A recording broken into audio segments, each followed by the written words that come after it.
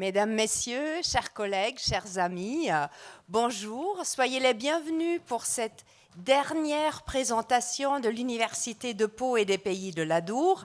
Et vous voyez que nous sommes venus en force pour cette dernière présentation de cette 11e édition des Idées mènent le monde, magnifique événement duquel l'Université de Pau et des Pays de l'Adour est partenaire depuis ses débuts. Renaître, bien sûr, une université aussi a la tâche continue de renaître, de se réinventer. Et parmi les inventions, il y a une invention absolument formidable qui s'appelle évolution et que nos collègues vous présenteront. Je vous souhaite un excellent moment avec eux.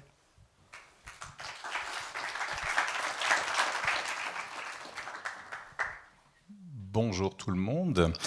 Alors oui, en effet, comme disait Caroline, on va passer un petit moment ensemble, c'est-à-dire 45 minutes très exactement, plus 15 minutes de questions après la capture vidéo, pour justement discuter de cette renaissance, comme vous le voyez écrit, de l'engouement pour la recherche via un média particulier qui est la bande dessinée et le dessin. C'est quelque chose alors de pas nouveau, on va dire, puisque si on repart un petit peu au 19e siècle, Jules Verne avait fait, alors c'était de la science, mais aussi c'est la science-fiction, vous allez voir, il y a une petite différence. Jules Verne avait commandé des gravures à Gustave Doré pour illustrer également ses romans. Alors c'est assez ancien et en même temps, pourquoi aujourd'hui on parle de Renaissance? Parce que justement depuis les années 90, et ça s'est accéléré dans les années 2000, 2010, 2020, vous allez voir, on a de plus en plus, dans les kiosques aujourd'hui, dans les librairies, vous avez de plus en plus de bandes dessinées, et de bandes dessinées particulières, bandes dessinées que l'on appelle les bandes dessinées du réel, c'est-à-dire des bandes dessinées où il n'y a pas de fiction. Et c'est ce qui nous intéresse aujourd'hui. Alors la bande dessinée, très rapidement, pour vous donner quelques chiffres au départ, la bande dessinée aujourd'hui, c'est pratiquement 25% des livres achetés en France. C'est 90 millions d'albums vendus, donc c'est quand même des chiffres assez conséquents. Et pour justement entrer dans le vif du sujet, je vais vous présenter les invités que nous avons ce soir. Alors parmi les invités, je me suis placé un petit peu au centre. D'un côté, vous avez, on va dire, les chercheurs. On est vraiment à moitié, je suis dans les chercheurs également. Et de l'autre côté, nous avons les dessinateurs, artistes, au sens très large, tu as raison. Et je commence par les artistes. Donc, et je vais commencer par Julie Beson, donc, vous avez, qui a un pseudo, Julie et Plop. Donc on l'appellera comme ça pendant toute la séance. À côté de Julie, je suis obligé de travailler un peu avec en binôme. Nous avons Simon Baert, qui est lui, il a un alias Cancre. Voilà. Et nous avons Baptiste d'Aspect également, en bout de chaîne, qui est dessinateur de bande dessinée. Et de l'autre côté, alors on n'est pas sur un ring véritablement, on est sur un dialogue, et c'est pour ça que je suis un peu au centre pour équilibrer le dialogue. Nous avons Gilles Bareil, qui est chercheur, vous le voyez, au CNRS, et qui est un laboratoire donc, qui s'appelle l'IPREM, et un autre chercheur également, Brice Bouissière, qui est à la fois chercheur, mais aussi l'initiateur, véritablement, le père, vous allez voir, on va en parler aujourd'hui, d'un livre illustré, d'un cahier illustré de la recherche, et c'est ce cahier qui va nous intéresser cet après-midi, donc ébullition, vous comprenez bien, le côté ébullition, émulsion, le côté expérience, vous voyez, la cuisine scientifique d'un côté, et de l'autre côté, les bulles. Comment cette rencontre, et c'est ça qui nous intéresse ici, comment cette rencontre peut se faire, et comment elle porte des fruits, finalement. Alors, la rencontre, on va dire que c'est une volonté de part et d'autre. Une volonté chez les dessinateurs. Alors, quelques petits exemples.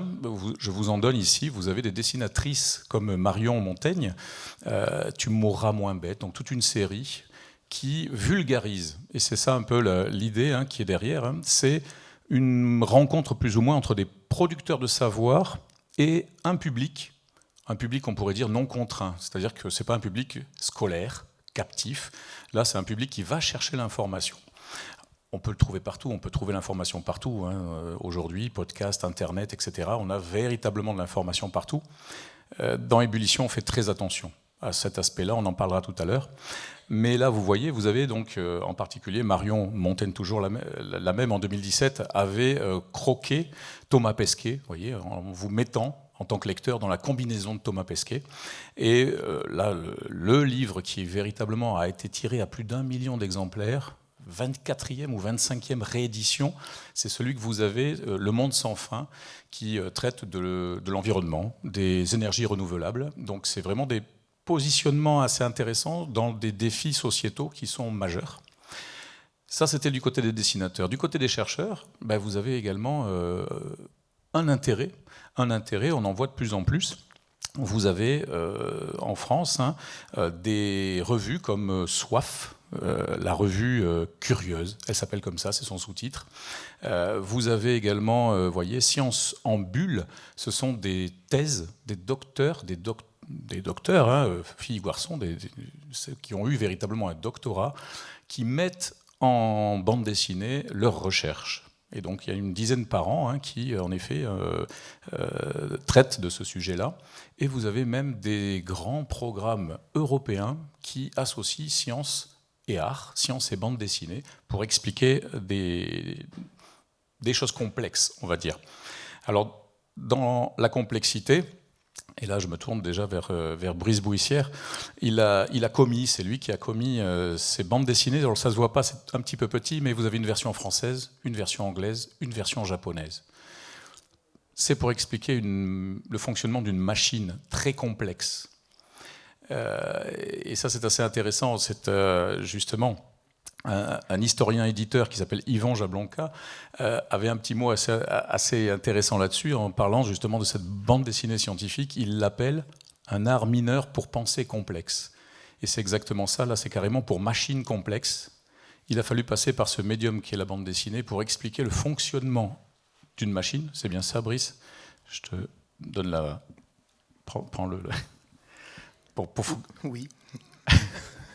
C'est un manga qu'on a fait parce que c'est un instrument qu'on a mis au point au laboratoire, que l'on a breveté. Et ensuite, la société qui commercialise cet instrument, c'est une société japonaise qui s'appelle Shimadzu. Et donc, pour expliquer comment fonctionne la machine, on s'est dit, on va l'expliquer, mais sous forme de manga. Et donc, on a fait un petit manga qui explique comment fonctionne cette machine. Et donc, on l'a fait en français, en anglais et en japonais. Alors justement, ça nous fait la transition. On peut prendre le micro directement, ça sera plus simple. On a fait une petite transition parce que fort de tout ce que l'on voyait, et encore, là, j'ai pas résisté. La semaine dernière, j'ai fait un contrôle anti-pollution chez Sécuritest. Pas forcément de publicité, mais ça m'a interpellé totalement. J'étais assis, j'attendais patiemment, et je voyais que Michel Vaillant, ce héros, ce pilote automobile, donc, était un partenaire de Sécuritest, de ce groupe qui mettait en avant non seulement un personnage fictif de bande dessinée, mais voyez, vous pouvez poser votre voiture, et Michel Vaillant donc ne veut que de la performance et de la sécurité pour son propre véhicule. Donc on se sert véritablement de ce médium qui est la bande dessinée. Alors fort de tout ceci, l'invention qui a été faite à l'université de Pau et des Pays de l'Adour, plus facile. C'est donc cette bande dessinée Ébullition, dont vous avez ici les 4 premiers numéros. Le 5e est déjà en préparation. Et je me tourne vers Brice Bouissière toujours. Brice, quelles sont les spécificités de pourquoi une nouvelle revue autour de la science? Qu'est-ce qui a provoqué véritablement cette création? Alors, personnellement, moi j'étais fan de BD depuis tout petit. J'ai été biberonné à la BD. Et quand on m'a proposé de déposer le projet de science avec et pour la société, On a pensé que ce serait bien, Science avec et pour la société, c'est un appel à projet du ministère qui a pour but de mettre en place, d'organiser de la dissémination vers le grand public. Et donc, une des parties du projet que l'on a déposé à l'université de Pau et de Péladour comprenait le lien entre art et science. Et donc, on s'est dit, on va créer un magazine pour réaliser la dissémination de la recherche. Donc du coup, c'est un magazine qui permet d'expliquer la recherche au grand public. Par contre, c'est vrai qu'il y avait déjà des choses qui existaient. Ce qu'il y a de plus dans cette revue-là, il y a deux choses. C'est que déjà, les articles sont aussi ce qu'on appelle un open access, donc ils sont gratuits sur le site internet. Donc vous pouvez aller récupérer les articles sur le site internet et les télécharger au format PDF. Tout le monde peut s'en servir. Les enseignants dans les classes peuvent s'en servir pour expliquer des sujets spécifiques. Et ensuite, c'est une revue scientifique, c'est-à-dire que les articles sont aussi reviewés. Il y a même une double review. Il y a une review scientifique, c'est-à-dire que l'article, il est envoyé à des experts qui valide ce qu'il y a dans l'article, pour être sûr que, normalement les chercheurs n'écrivent pas des bêtises, mais quand même pour vérifier tout ce qu'il y a dans l'article. Donc il y a cette première review, et on a aussi ajouté une review artistique, donc il y a des artistes qui aussi regardent s'il y a des améliorations à faire dans les dessins et dans la BD. Et donc voilà, donc la revue a été créée comme ça, et donc on en est maintenant au 4e. Alors j'ai du mal avec le numéro 0, mais il y a eu un test au départ. C'est le numéro 3, et on en est au 4e numéro, donc du coup. D'accord. Donc si on comprend bien, là on le voit en direct, c'est-à-dire c'est à la fois des articles de chercheurs, donc des gens qui véritablement font de la recherche leur métier, et qui volontairement viennent vers vous pour essayer de transmettre davantage à un public plus large, de casser un petit peu les frontières. Voilà, c'est ce qui est vraiment intéressant, parce que tous les chercheurs n'arrivent pas à réaliser cette étape de dissémination assez facilement. Et le dialogue via le dessin permet d'améliorer cette discussion, mais c'est surtout le dialogue avec le dessinateur. C'est-à-dire que pour réussir à faire les dessins, à faire les planches de BD, le chercheur doit commencer par écrire l'article en le disséminant, en le rendant le plus accessible au grand public. Derrière, on a une journaliste scientifique qui continue à travailler dessus pour le rendre encore plus accessible au grand public en discutant avec le chercheur.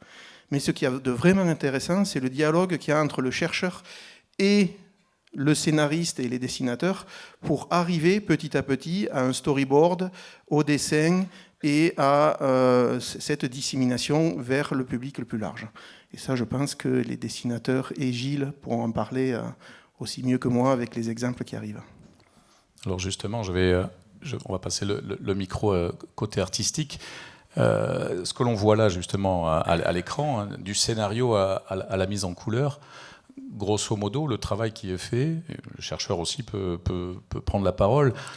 Combien de temps concrètement? Parce que le chercheur, ce n'est pas un homme de métier, ce n'est pas un scénariste de métier, il a un savoir à délivrer. Vous avez donc à mettre en récit, en bulle, on va dire. Combien de temps pour réaliser un article? Je dirais que ça dépend déjà des sujets, parce que nous on est dessinateurs, scénaristes, illustrateurs, on n'est pas forcément chercheurs, donc il y a quand même pas mal de sujets, notamment en sciences dures, qu'on ne maîtrise pas. Donc c'est toute la rencontre avec le chercheur qui est intéressante là-dessus. Ça dépend du nombre de pages, ça dépend de la complexité de la BD, ça dépend des reviews, mais un mois pour une page, on va dire au moins.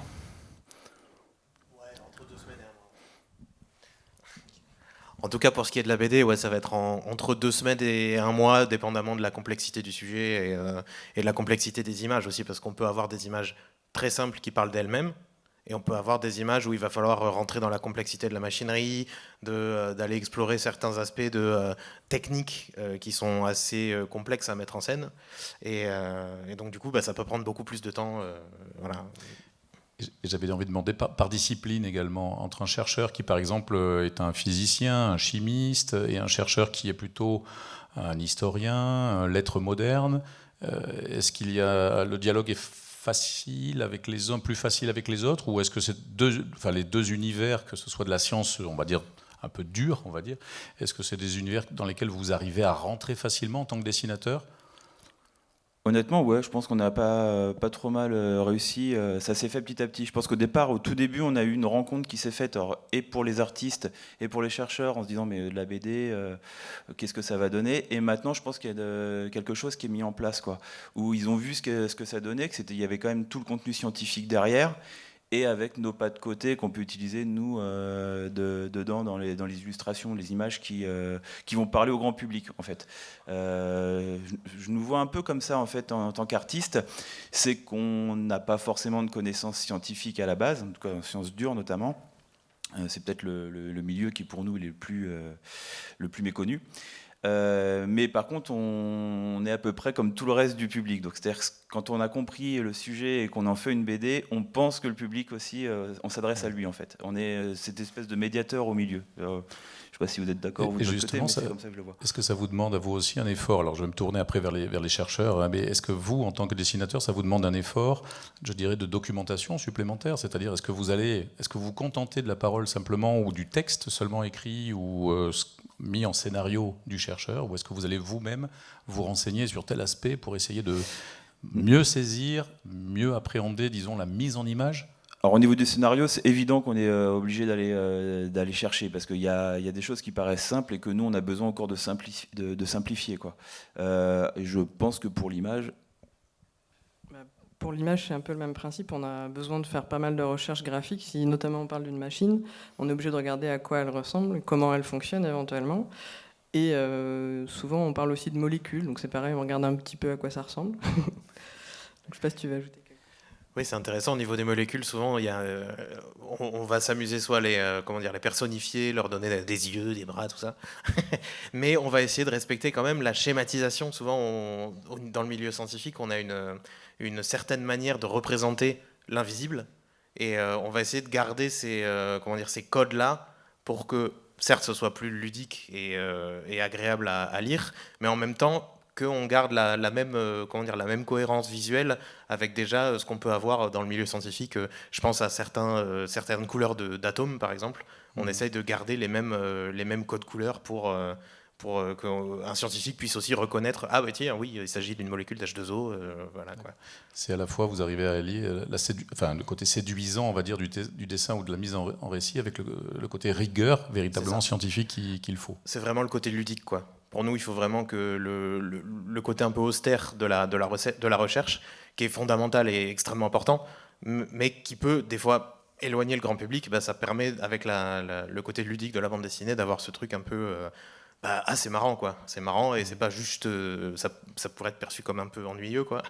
Mais en vérité, non, ça ne l'est pas. Et la BD permet, à mon sens, de rendre ce côté-là, quoi. Et j'ajouterais que nous, c'est pareil, on a découvert qu'en fait, la science n'était pas si compliquée que ça. Oui, donc on va en venir justement au transfert de savoir, parce que le but véritablement de cette aventure ébullition, c'est vraiment la transmission.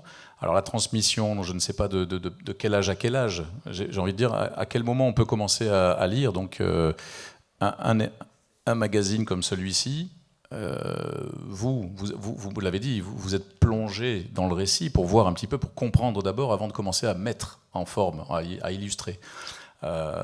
Qui pourrait, au plus jeune âge, à quel âge vous mettriez véritablement cet accès ébullition ?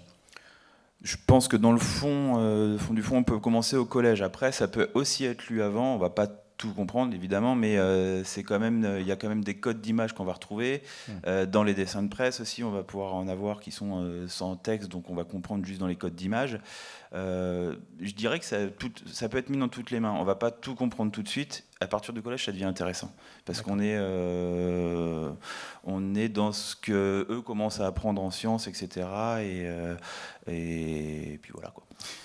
En revanche, pour l'extrémité inverse, jusqu'à n'importe quel âge. Oui. Il n'y a pas de souci. D'accord, on est d'accord. Alors, je vous propose d'aller un tout petit peu plus loin. Brice Buissière vient de dire également que c'est quelque chose qui est en science ouverte, c'est-à-dire qu'en fait, vous avez là, bien sûr, du papier. Ça se vend, en effet, le numéro se vend, mais vous avez la possibilité également, c'est un peu le principe aujourd'hui, d'aller découvrir certains domaines de façon ouverte, gratuite, disponible sur Internet. Donc vous avez un site Internet. Et je voudrais maintenant passer dans quelque chose de très concret avec Gilles Bareil.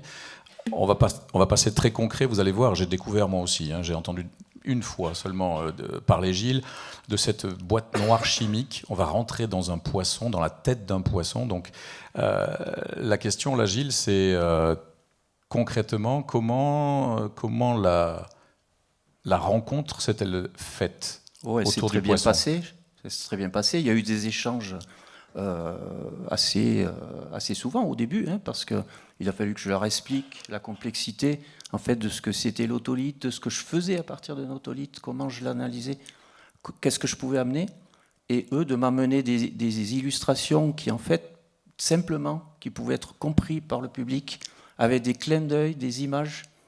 Franchement, moi j'ai été épaté, parce que quand ils m'ont proposé par exemple le scénario.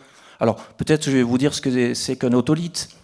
Un otolithe, c'est une paire d'oreilles, c'est du carbonate de calcium, c'est dans l'oreille interne des poissons. Nous aussi, on en a des otolithes. Ça sert à l'équilibre et à l'audition. Et en fait, nous, ce qu'on fait en recherche, c'est qu'on va chercher à analyser la chimie de ces otolithes pour en tirer des informations. Alors, vous voyez sur cette diapo, par exemple, on touche à beaucoup de choses. On touche à de la chimie, on touche à la compréhension des milieux, aux poissons, différentes espèces, à l'écologie. Et donc l'enjeu, c'était de comment arriver à faire comprendre au public qu'à partir d'une pierre, qu'est-ce qu'on peut faire pour donner des informations aussi diverses et variées sur la vie, sur l'histoire de vie des poissons. Et ça, c'est vrai que c'était un challenge. Et moi, j'ai été assez estomaqué parce que Simon, il m'a proposé un scénario qu'on a peaufiné, qu'on a adapté. Et vraiment, vous voyez par exemple sur cette image, l'autolithe, quand je parle d'autolithe, les gens ne savent pas ce que c'est, ne savent pas où c'est. Mais là, très concrètement, qu'est-ce qu'ils nous ont proposé? De mettre des sparadraps sur l'oreille. On ne voit pas un poisson, ça, on ne voit pas des oreilles, mais de mettre des sparadraps au niveau des oreilles ou juste au niveau de la tête, et directement, vous avez l'information, voilà, ça vient de là. Dans chaque image que nous ont proposé les dessinateurs, on peut trouver des informations. Alors qui sont des informations plus ou moins complexes, mais qui vont être des informations accessibles à tous. Par exemple, un otolithe, c'est quoi? Et si je vous avais demandé ce que c'est, à mon avis, il n'y aurait pas grand monde qui m'aurait dit ce que c'était.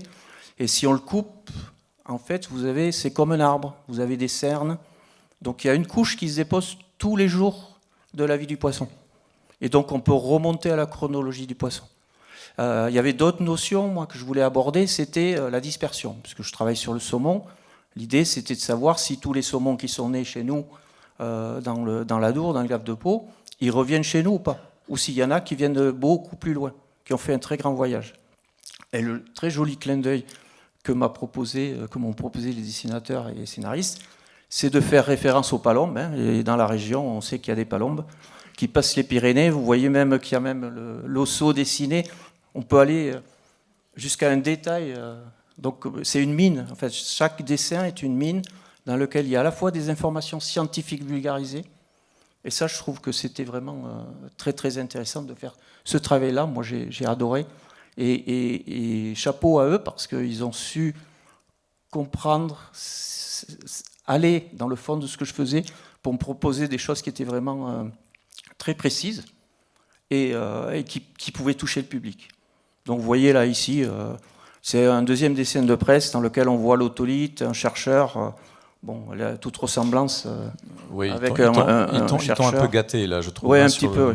Oui. Mais ce qu'il y a aussi, c'est l'image qui a été mise derrière, parce qu'on fait de la chimie et vous voyez que là, on ne parle pas de chimie. Là. Il y a juste le mot molécule dans ce dessin, mais vous avez des parchemins, des livres partout. Mais en fait, un otolithe, c'est comme si on avait écrit à l'intérieur l'histoire du poisson. C'est comme si c'était des écrits anciens, puisqu'on peut remonter rétrospectivement à ces écrits au cours de la vie du poisson. Donc ça, je trouvais que c'était un clin d'œil et une image qui peut parler en fait à des gens qui ne font pas du tout de la recherche sciences dures, par exemple. Et peut-être sur ces images de presse, on peut faire parler ceux qui ont mis en image véritablement, hein, vous les avez ici.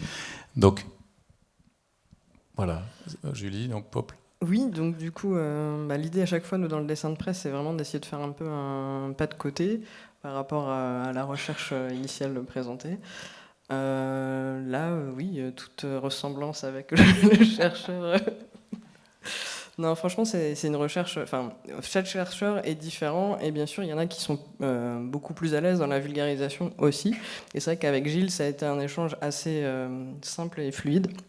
Et donc, du coup, je pense que ça se ressent aussi dans les dessins où on a vraiment cherché à travailler sur ce pas de côté et à vraiment faire ressortir les éléments qui nous avaient paru essentiels dans sa recherche. Je ne sais pas si tu veux ajouter quelque chose, Simon. Non, c'est ça. Après, oui, c'est vrai qu'il y a des. Là, avec Gilles, quand on s'est appelé, tout de suite, il expliquait plein de trucs, il y a plein d'anecdotes. L'histoire, elle s'est construite avec les discussions, hein, parce que t'avais des images déjà, t'avais des mots qui étaient déjà des images. Donc, on les a utilisés, notamment dans la BD et dans les dessins de presse, où on est vraiment en décalage quasiment sur tout, sur ça. Mais en même temps, tout le contenu, comme je le disais, est vraiment scientifique. C'est-à-dire, tout est vrai, quoi. Et justement, là, je regarde une planche donc, que tu as scénarisée et que Baptiste a mis en image. Et on voit dans le bas de planche là qu'il y a ce fameux sillon, ce micro-sillon, ce fameux 45 tours, donc comme tu l'appelles là. Est-ce que c'est quelque chose, Gilles, qui, pour toi, était une découverte? C'est-à-dire c'était une invention côté dessinateur. Est-ce que toi, en tant que chercheur, aujourd'hui, tu t'en sers de cette image qu'ils t'ont fournie pour expliquer ta recherche? Ah oui, tout à fait. J'ai trouvé génial. Moi, j'y avais pas pensé de transcrire l'autolithe comme un 45 tours. Un 45 tours, ça parle aux teenagers. Hein. Et c'est vrai que c'est une image qui peut être pris par des gens qui connaissent absolument rien à ce que je fais, quoi. Et j'irais même plus loin, c'est que le scénario tel que de se dire l'autolithe c'est invisible, c'est dans l'oreille d'un poisson, et de se dire voilà, le scénario, on va aller se mettre à l'intérieur de la tête du poisson. Et en fait, c'est comme un capitaine qui va conduire son bateau, et l'autolithe, c'est le tourne-disque, là, le disque qui va s'enregistrer au fur et à mesure du voyage. Cette idée-là, moi, j'ai trouvé ça génial. Et c'est vrai qu'on a eu des échanges assez souvent. Et moi, j'ai souvent adhéré à ce que vous me proposez, parce que je trouvais que ça faisait effectivement décalé de ce que je fais, mais ça permettait d'aller voir un public assez large, quoi. Je pense que ce genre de BD, ça peut toucher n'importe qui. On raconte l'histoire du saumon à travers une BD d'un capitaine dans la tête du poisson. Il y a plein de clichés. Moi, j'ai mis chaque dessin, en fait, il y a du détail qui peut vous faire aller penser à quelque chose.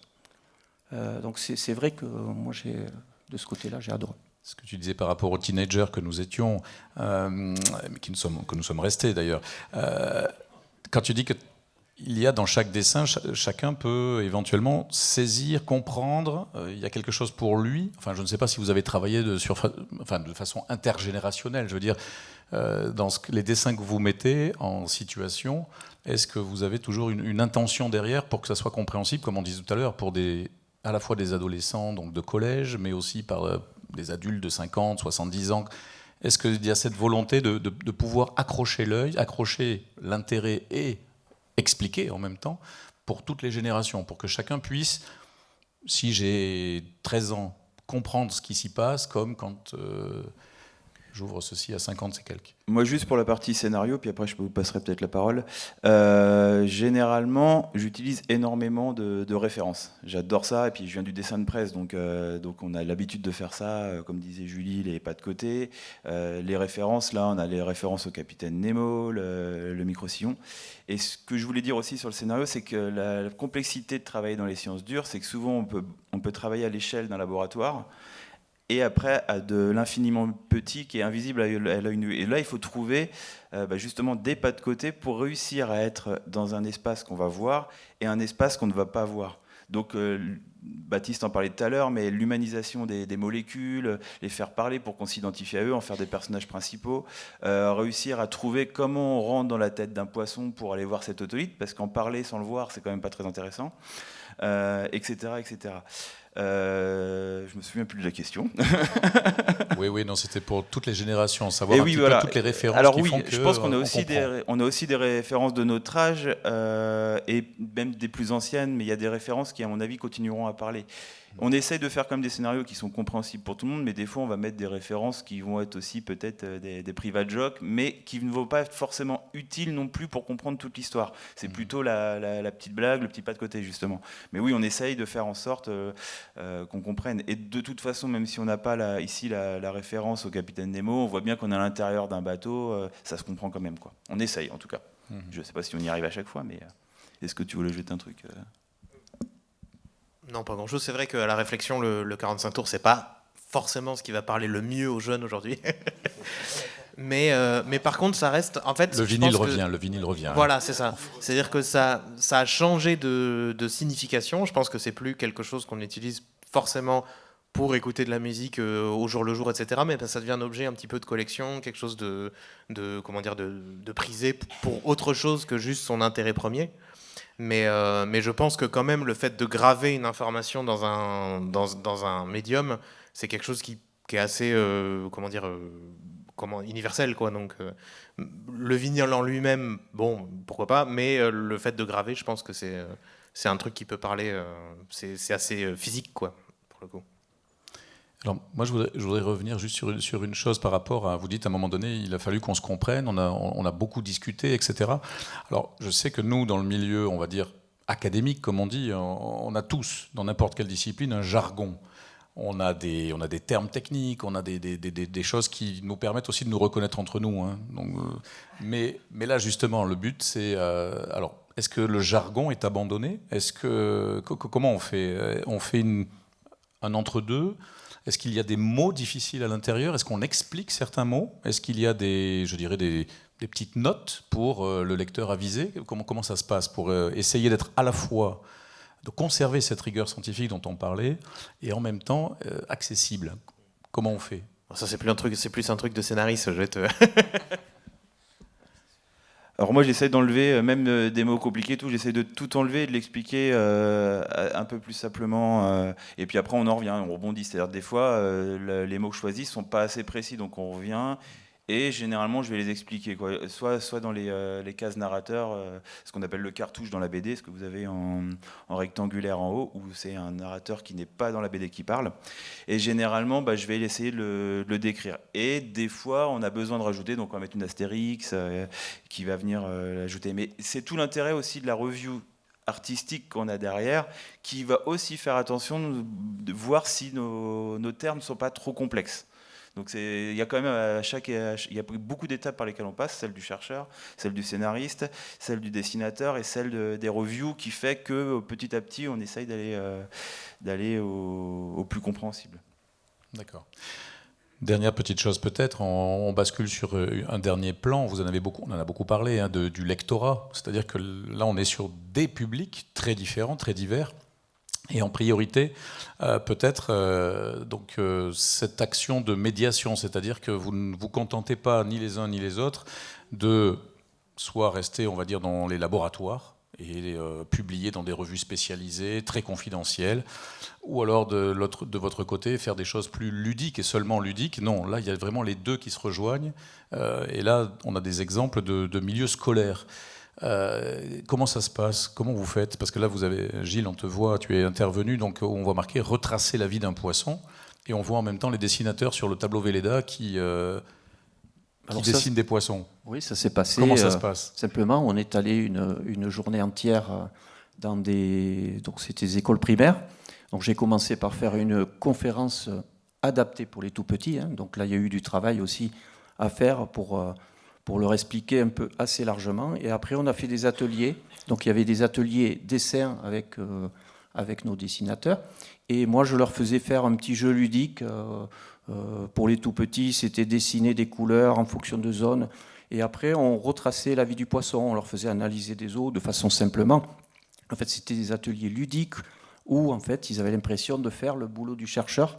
Alors, mais de façon très, très ludique. Et après, il y avait tout le travail qu'ils ont fait avec Simon, Julie et Baptiste, à partir du mot-clé au départ, de l'autolithe, le retracer la vie du poisson, un peu laisser les enfants libre cours un peu à leur imagination de comment ils ont perçu ça et comment ils l'ont retranscrit. Mais ça, je pense que c'est eux qui vont nous le dire. Oui, donc c'est ça en fait. La séance commence par une présentation en gros d'1 heure de Gilles, et après nous on leur dit pendant ce moment-là prenez plein de notes. Et l'idée après c'est que d'un côté il y avait une partie de la classe ou une classe qui allait faire une planche de BD, donc avec Baptiste et Simon, et nous on les accompagnait avec Simon pour faire un dessin de presse. Donc vraiment l'idée par élève. Donc avec vraiment chacun son univers, et après nous on arrive pour vraiment les guider s'il y a des petits problèmes au niveau de représentation et au niveau de l'idée. Simon, si tu veux ajouter un truc. Allez. Ouais, c'est assez intéressant pour nous. Ça, c'est des trucs qui ont été montés, pareil avec Brice, avec les chercheurs qui sont venus. Nous, on faisait déjà des ateliers avant, et en dessin de presse et en BD, mais plus vraiment sur la création de planches, d'histoires et tout ça. Et là, ce qui est intéressant, c'est que encore une fois, on mêle les deux. C'est-à-dire qu'on le fait à partir de la présentation du chercheur. Ce qui est assez intéressant et assez passionnant, surtout que les sujets généralement intéressent les élèves qui en ressortent ce qu'ils veulent. Et nous, derrière, ça nous permet aussi de leur réexpliquer aussi les sens de lecture, de construction d'un dessin, parce que ça, c'est important. De plus en plus, ils ont tendance à les construire un peu à l'envers, et la lecture du manga n'y est pas pour rien, avec l'essence originale. Et puis, la hiérarchie de l'information aussi, parce qu'il y a des plans dans un dessin, etc. Et du coup, c'est de leur faire produire leur planche. Et ça marche plutôt pas mal, quoi. Alors ça, c'est intéressant, parce que quand je regarde la planche, par rapport à ce que tu nous as expliqué, Gilles, de l'autolithe, c'est-à-dire l'information, le micro-sillon, etc., quand je regarde les deux dessins qu'on a sélectionnés, je les ai choisis là aujourd'hui, on a quand même une dimension environnementale assez claire. C'est-à-dire que dans les classes, donc là on était dans une classe de primaire, qu'est-ce que tu as voulu faire passer par rapport à tous les mots qu'on a pu voir tout à l'heure qui tournaient autour de l'autolithe? Est-ce que tu avais quand même quelque chose Alors, ce qui est assez surprenant, c'est qu'en fait, moi je leur ai raconté un petit peu ce qu'on pouvait faire avec l'autolithe, mais en fait les enfants ont déjà en tête des problèmes environnementaux, et plutôt que de retranscrire ce que c'est un autolithe, à quoi ça sert, qu'est-ce qu'ils ont fait? Ils ont pris le poisson et ils l'ont mis dans un contexte de changement global dans lequel notre planète est en train peut-être de brûler par endroits. Donc en fait, j'ai été très surpris, parce qu'en fait, beaucoup de dessins allaient vers la pollution, alors que moi, je ne leur ai absolument pas parlé de pollution à travers le poisson. Donc c'est là aussi un peu, à partir de ce qu'on peut leur présenter, la perception qu'ils vont avoir et un peu le ressenti qu'ils ont eux, qui ne va pas être forcément en phase avec ce qu'on leur raconte. C'est ce que je trouve vraiment intéressant, c'est que, alors au début on avait débuté beaucoup avec les BD dans les classes de primaire, mais je trouve que le dessin, la BD, ils construisent le scénario, toute la classe, et il y a une planche par classe. Là c'est vraiment un dessin par élève, et ça permet de montrer la diversité qu'il y a de pensée de toute la classe, et des fois les idées qui foisonnent, qui émergent, qui sont super. Tous ces dessins sont sur le site internet, donc on peut aller les voir, donc ça permet de les regarder. Et donc ça, c'est un programme qu'on a appelé l'itinérance de l'université, dans l'UPPA en itinérance, je crois. Et dans un des magazines qu'il y a là, une BD, moi, c'est la première qu'on a fait, c'était dans l'école primaire de la Reims sur l'économie circulaire, où ils ont sorti la BD qui était Le loup en pull. Et moi, celle-là, elle m'a toujours dit, elle m'aime pas toujours, parce qu'ils ont imaginé justement une histoire avec un loup et un mouton pour parler d'économie circulaire. Et donc l'imagination des élèves est vraiment très, très intéressante. Et un autre point qui est vraiment intéressant, c'est que le chercheur, ça lui permet de voir s'il a bien expliqué. Et même l'enseignant, moi maintenant, en fait, l'année dernière, j'ai pris un de mes cours que je fais à l'université, qui est un cours de chromatographie. Et j'ai dit à mes élèves, bon, donc l'examen final, vous allez me faire un scénario pour une BD, et ensuite il y aura un petit jury pour savoir quel est le meilleur scénario. Et le meilleur scénario, j'ai demandé à un dessinateur de faire la planche de BD en question. Et donc c'est là qu'on voit si on a bien expliqué et si les élèves arrivent à bien retranscrire ce qu'on a voulu expliquer. Et quand j'ai lu les premiers scénarios, je me suis dit, il faut vraiment que je revoie mon cours. Oui, c'est ça, ça permet d'avoir, comme tu dis, comme vous dites tous les deux, hein, vous avez un retour finalement de vos publics, qui soit un public un peu plus averti comme des étudiants, ou un public qui découvre véritablement une thématique qu'il n'avait jamais abordée. Donc ça, c'est assez intéressant, c'est-à-dire qu'il y a également un enrichissement de votre part. C'est pas seulement une transmission dans un sens, c'est que véritablement on a un double sens finalement. Oui, tout à fait. Moi, j'ai l'habitude, en fait, de vulgariser pas mal ce que je fais, parce que je travaille sur les poissons, je travaille beaucoup avec les acteurs de la pêche, avec toutes les associations de migrateurs, etc. Donc, j'avais l'habitude de vulgariser. Mais là, c'était pas la même chose. On allait vulgariser pour des tout petits. Et c'est vrai qu'on voit la différence, et ça, c'est intéressant. On se rend compte, finalement, que vaut mieux un joli dessin que beaucoup de discours.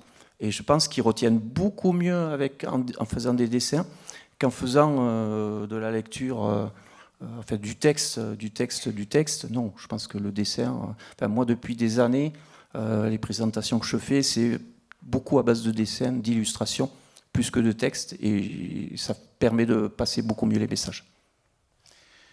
Et alors, par rapport à ces 3 ou 4 numéros-là, la vitesse de croisière, c'est-à-dire que là, est-ce que l'on touche seulement des chercheurs, je dirais, dans le bassin régional? Est-ce qu'on touche des chercheurs dans une dimension un peu plus nationale, internationale? Internationale.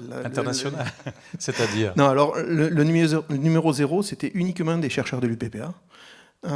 Et depuis, on a ouvert, et donc dans le numéro 3, la carte blanche, c'est avec une professeure de génie de l'eau du Québec, qui est aussi sénatrice du Canada. Et donc, on va avoir une BD de Belge, de Suisse aussi. Donc voilà, donc on essaye de... En langue française. Hein. En langue française. Par contre, toujours, oui, pour le moment, c'est toujours en langue française. Et on est parti sur une vitesse de croisière de 2 numéros par an. Sachant que par contre, quand les chercheurs... Parce que c'est les chercheurs qui proposent les articles. Nous, dans la revue est constituée de 2 choses. Les articles qui sont proposés par les chercheurs, et donc derrière, on construit avec le chercheur l'article, et les chercheurs construisent l'article avec les dessinateurs. Tous ces articles-là sont reviewés, ils sont sur le site internet.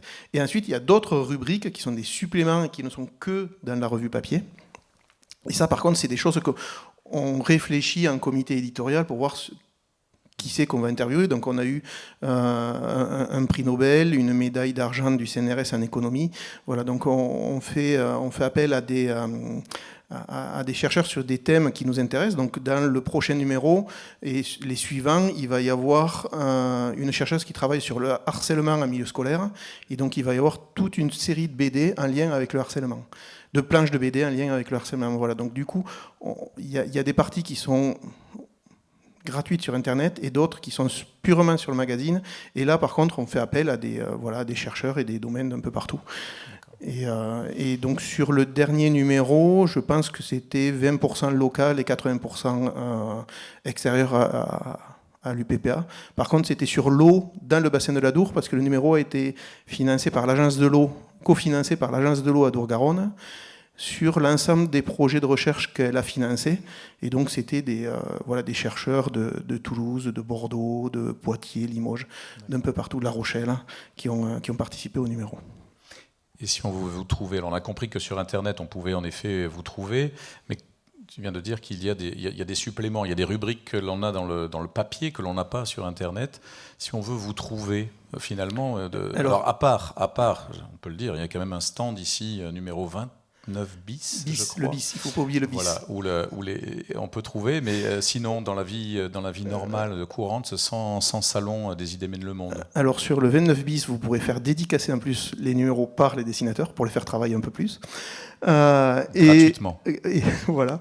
Et non, sinon dans toutes les bonnes librairies. Donc non, sur Pau, c'est Bachibouzouk, si je ne me trompe pas. Et ensuite, non, on est surtout sur un modèle d'abonnement. Donc on essaye d'avoir... il y a un bulletin d'abonnement dans le numéro.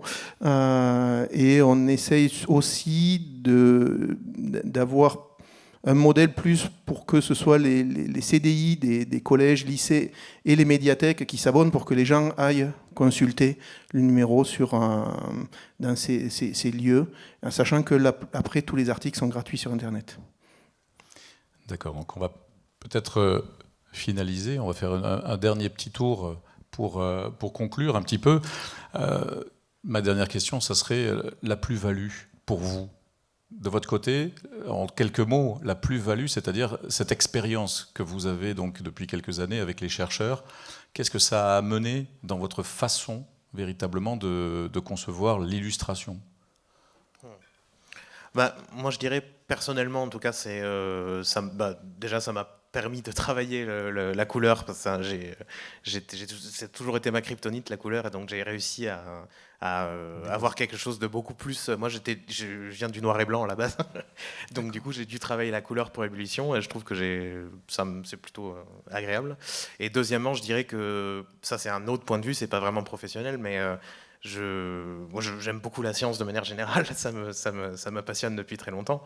Et je constate qu'elle est souvent, en ce moment, subit beaucoup de critiques, beaucoup d'attaques, beaucoup de par le monde. Et je trouve que c'est quand même très important, en tout cas personnellement, de faire un tout petit quelque chose pour participer à la diffuser. Et voilà. Je ne vais pas donner la parole à tout le monde, il va falloir qu'on se quitte sur ces mots-là. Désolé. Je vous remercie tous, en tout cas, et je vous propose d'ouvrir aux questions.